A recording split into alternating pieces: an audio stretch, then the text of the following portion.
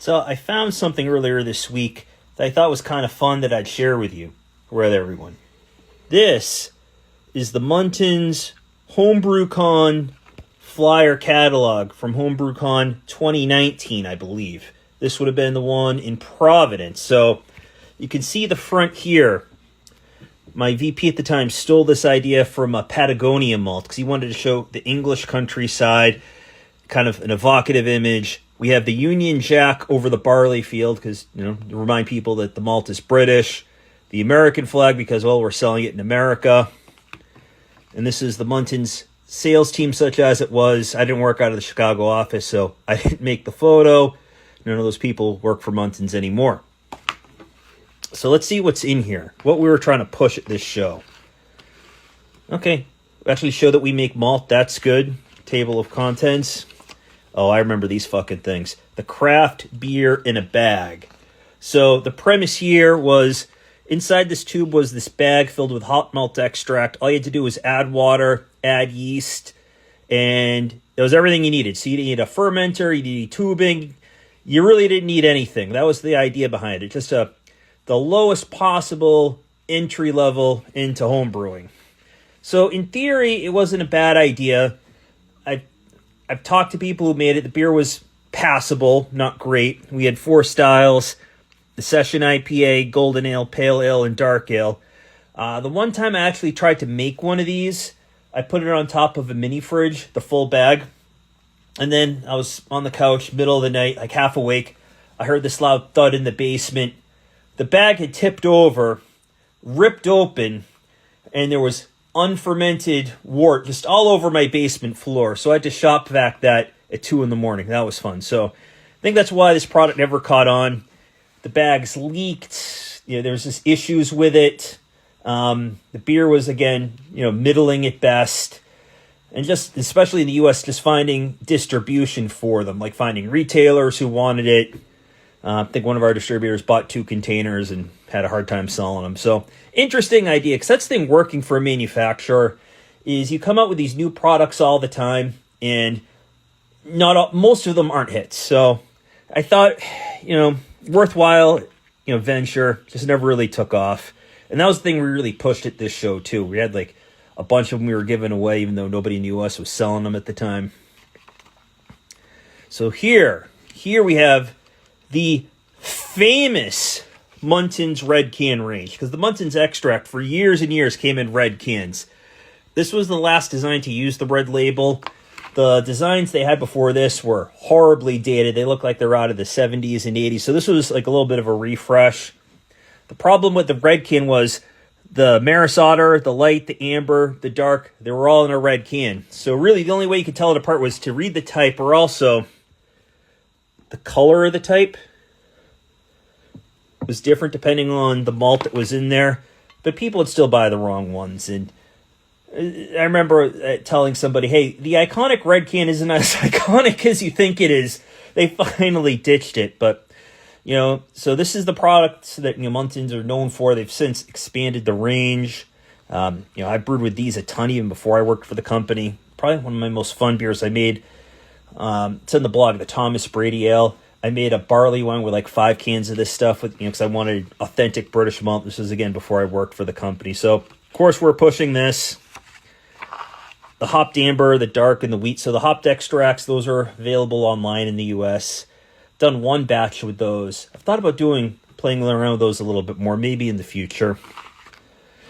And here, at the time, Muntons in America, we were partnered with this company called Maltworks.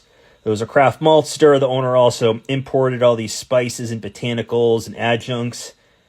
And for some reason, we have this in our catalog next to cans of malt extract. Spray malt, as they call it. DME, as we call it in America. It's probably the only Muntons product that's still readily available in the U.S. because BSG supplies it. The Connoisseurs range. So these kits make pretty decent beer. I've done the wheat beer probably 2 or 3 times. I've jazzed it up with different peels. I did one with orange, like a Blue Moon type clone. I've done a CM Summer clone with some lemon peel. That one works well. The Nut Brown Ale. So for this show, I made the Nut Brown Ale kit, and I added coffee, so like a coffee brown ale. I went to a local brewer and got some advice on the dosing, just basically cold steep the coffee. That beer came out great. And I think for this show too, I replaced some of the top off water with cherry juice, made like a New Glarus, Wisconsin, Belgian red type clone. That beer came out pretty good too. The Gold Range, this was not available in the US at the time. I think it's available online now. I did the Docklands Porter. That one I just did it plain because it just sounded good, and that really made a really nice beer. It's a 2-can kit, so no extra sugars or anything. It was an all-malt beer.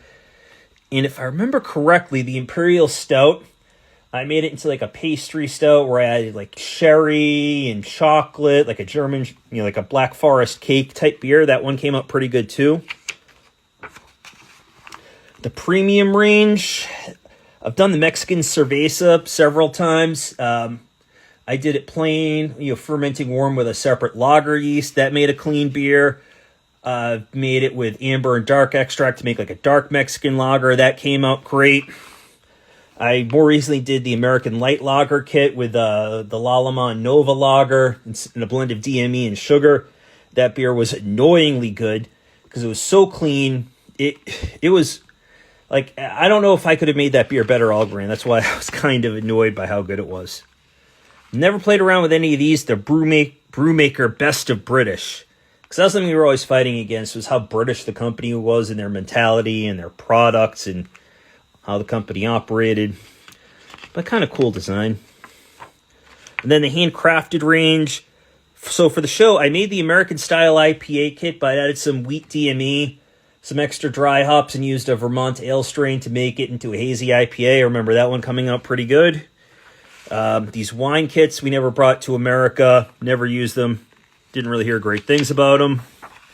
And the Cheeky Chimp, so this is the brew in a bag, but with craft cocktails, like a hard lemonade, a strawberry daiquiri, pina colada. Never saw them like in person, never got to make them, but this seems like a product that would do really well now, where canned cocktails are huge, bigger than they even were back in 2019. So I don't know if they could make it like as a canned extract kit. I don't even know if these had malt in them or if it was just, sugar and nutrient or what have you, but that might have been a product kind of ahead of its time.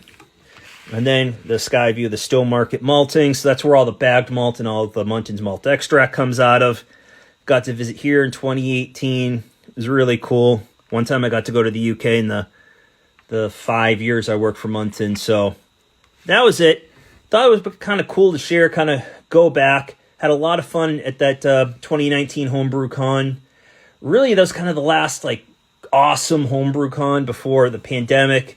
I know the AHA and Julia and Gary and Drew and all those people are trying to bring it back. And, the organization's independent now. But that was the last Homebrew Con before the pandemic. It was an awesome time. It was awesome to see so many people in the brewing community in the Northeast finally get to go to a Homebrew Con because we had one that was local. And fun to look back on what was a great job when it lasted.